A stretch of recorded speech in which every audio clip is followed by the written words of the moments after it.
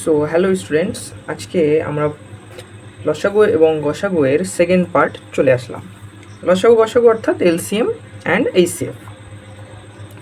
তো গসাগু সম্বন্ধে আমরা পার্ট ওয়ানে ডিটেলস পড়েছিলাম। যারা দেখোনি পার্ট ওয়ান তারা পার্ট ওয়ান দেখে নেবে। আজকে জানবো এলসিএম অর্থাৎ লসাগু সম্পর্কে। লসাগুর পুরো কথা কি? লঘিষ্ঠ সাধারণ গুণিতক, ইংরেজিতে লিস্ট কমন মাল্টিপল। এখন লসাগু করার আগে একটা নিয়ম আমাদের দেখতে হবে, সেটা হলো ধরো 12 এর গুণিতক। তাহলে 12 এর গুণিতকগুলো কী কী?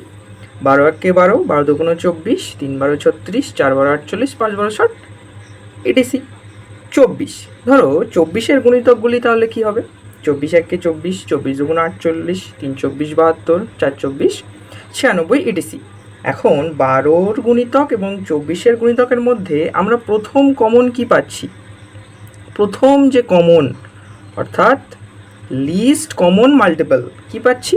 24। তাহলে 12 এবং 24-এর লসাগু, 12 এবং 24-এর লসাগু কি হবে? 24। এখন লসাগু করার সাধারণত দুটি পদ্ধতি আছে, একটা হলো উৎপাদকে বিশ্লেষণ এবং দ্বিতীয় সংক্ষিপ্ত ভাগ পদ্ধতি। উৎপাদকে বিশ্লেষণ অর্থাৎ প্রাইম ফ্যাক্টরাইজেশন মেথড, আর সংক্ষিপ্ত ভাগ পদ্ধতি শর্ট ডিভিশন মেথড। তাহলে প্রথমে দেখা যাক প্রাইম ফ্যাক্টরাইজেশন মেথড কি।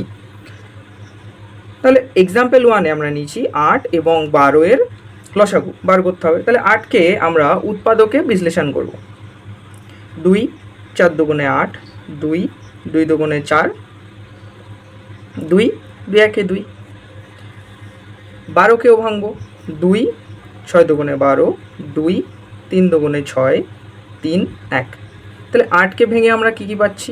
2 গুণ 2 গুণ 2 গুণ 1। এবং 12কে ভেঙে কী কী পাচ্ছি? 2 গুণ 2 গুণ 3 গুণ 1। এখন নির্ণেয়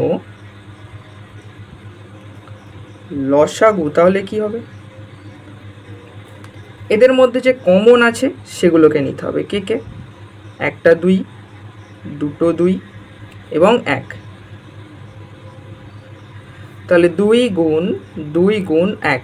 এবং আমরা গসাগুর ক্ষেত্রে দেখেছিলাম শুধু যেগুলো কমন আসছে শুধু সেইগুলোই নিতে হচ্ছিল, কিন্তু লসাগুর ক্ষেত্রে একটা ইম্পর্টেন্ট পয়েন্ট কি, যেগুলো কমন আসবে সেগুলো ফার্স্টে নিতে হবে এবং যারা পড়ে থাকবে তারপরে তাদেরকেও গুণ করতে হবে। অর্থাৎ এখানে যেমন 2 পড়ে আছে এবং 3, তাহলে এদের লসাগু কী হবে? 2 দুগুণে 4, দুগুণে 8, 3 আসতে 24। তাহলে 8 এবং 12 লসাগু কী হবে? 24। চলে আসি এক্সাম্পল 2, যেখানে 36, 30 এবং 48-এর লসাগু বার করব। তাহলে 36কে ভাঙলে কী হবে? উৎপাদকে বিশ্লেষণ করতে হবে। 2 দিয়ে 18 দুগুণ 36, 2 দিয়ে 9 দুগুণ 18, 3 দিয়ে 3 3কে 9, 3 দিয়ে 1। একই রকমভাবে 30কে ভেঙে নেব।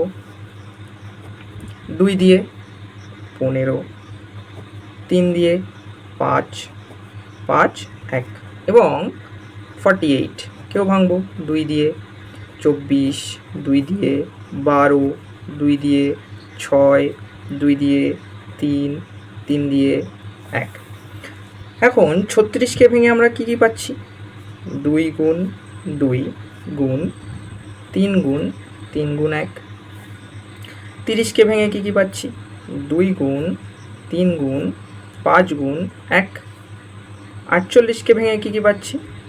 2 গুণ 2 গুণ 2 গুণ 2 গুণ 3 গুণ 1। অতএব নির্ণেয়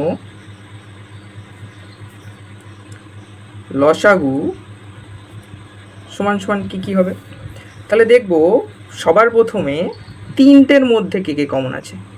তাহলে 2 লিখলাম। তারপরে দেখব আর 3টের মধ্যে কে কে কমন আছে না 3, একটা 3 একটা 3। তাহলে 3টেতেই কমন আছে, 3 লিখলাম। 3টেতেই কমন আর কেউ আছে 1, তাহলে লিখে নিলাম। 3টেতেই কমন আর কেউ নেই।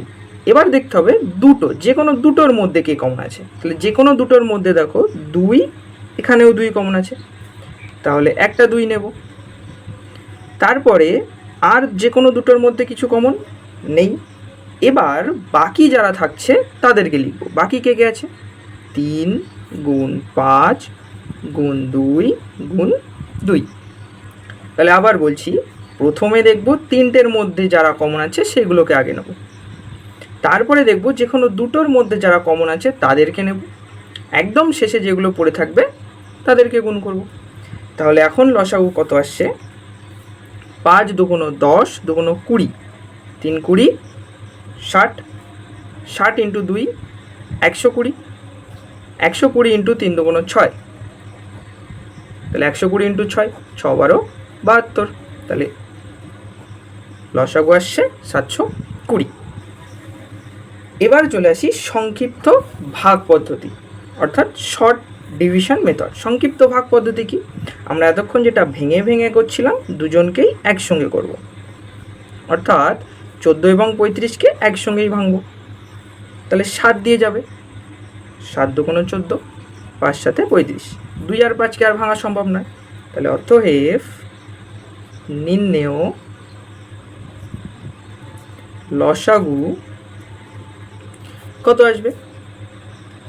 একটা ইম্পর্টেন্ট ব্যাপার এখানে, গসাগুর ক্ষেত্রে আমরা শুধু বা সাইডে যে থাকে তাকে নিতাম, কিন্তু লসাগুর ক্ষেত্রে বা সাইডে যারা থাকবে তাদেরকেও নেব এবং লাস্ট নিচে যারা পড়ে থাকবে তাদেরকেও, অর্থাৎ এই বরাবর সবাইকে একসঙ্গে নিতে হবে।